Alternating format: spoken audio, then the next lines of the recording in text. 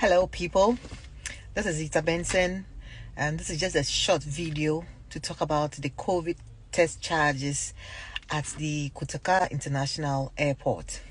You all know a lot of people have complained about the high exorbitant charge of $150 being taken at the Kotoka International Airport upon arrival and during departure. As usual, as you all know, this government has turned deaf ears to the cries of poor people who have stated that they cannot even come home because they don't have that kind of money to pay upon arrival and departure. Just a brief history about the company taking the money. This company was registered on June 3rd, 2020 in the notorious tax haven Dominica, and then was subsequently registered also in Ghana, and it was incorporated on June 3rd, 2020. It is alleged that this company is owned by a Nigerian, and most of the work at the airport is done by staff of Noguchi and nurses from the Greater Accra Regional Hospital, RICH. And these staff are supervised by Nigerians. So you have Ghanaian workers taking the test and collecting the monies, but being supervised by Nigerians because the company belongs to Nigerians. The contract to this company was awarded on July 21st, 2020, 40 days before the president opened the borders.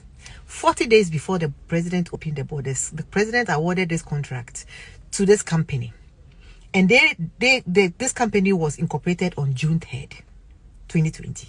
As you can see, this private Nigerian company was brought in specifically to do this job, and Noguchi was sidelined. Now, let's come to the cost of testing. Ghana is charging $150 for arrival and for departure. You have Germany charging $70. You have India charging $7. You have Turkey charging $16.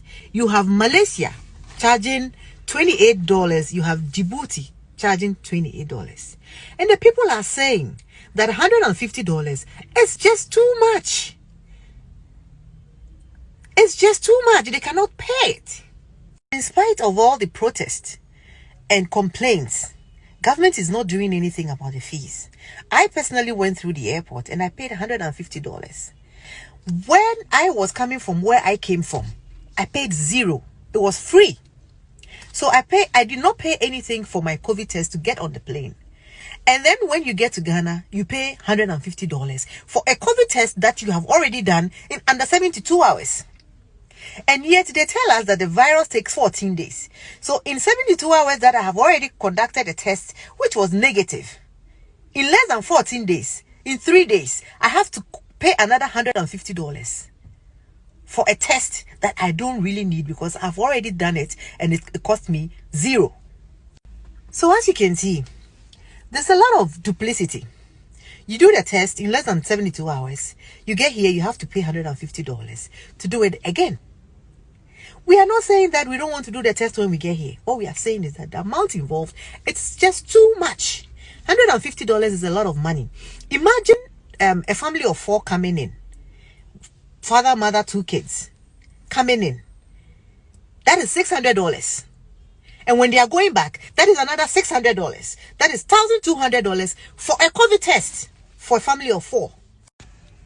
There are people who went out there to work, and because of COVID, most people have lost their jobs. So yes, this is not an NDC MPP issue. This is about the Ghanaian. $150 is too much. And we don't even know where the money is going to. A Nigerian company, First Atlantic, is a company bank collecting the fees. Why didn't they give their contract to Ghana Commercial Bank so that at least Ghana Commercial Bank makes profit out of it? Why didn't they give the collection of the funds to NIB? You have killed all the Ghanaian banks, and now you are helping the Nigerian banks to grow against your own local banks. And my question is, we've killed our own banks, we've dissolved our own banks, and we are helping the Nigerian banks to grow. Why was the collection not given to Ghana Commercial Bank? Chop chop, right? This is not about NPP or NDC. This is about the Ghanaian. You know, so you have people supporting government because it is their party, and they see nothing wrong with it because they have not really thought about the implication of paying so much for a COVID test for a family. They see it as just $150 for one person. If you don't want to pay, stay where you are or shut up. That is not the issue. It goes beyond that. So if you have 500 passengers coming in a day, times $150, that's $75,000 a day. Times 7 days, that's $525,000 a week. Times 4, that's $2.1 million a month. Somebody has become a millionaire through COVID. And it is a private company that is registered in Dominica that belongs to a Nigerian that we do not know, and nobody is accountable to the Ghanaian. But we are being asked to pay that money to this Alata person. Now this calculation is just for arrival, and it's a raw figure of 500 passengers a day. And we get more than 500 passengers a day because even BA alone takes more than 200 passengers. And we have BA, we have all the other Brussels, we have Delta, we have all of them coming in. So definitely it's more than 500 passengers a day. And this is just for arrival. We have not calculated departure yet. So calculate, even with my 500 calculation, passengers a day calculation, times departure. That's 4.2 million that this Nigerian company is making. We don't know who is collecting it. We don't know how it's being used.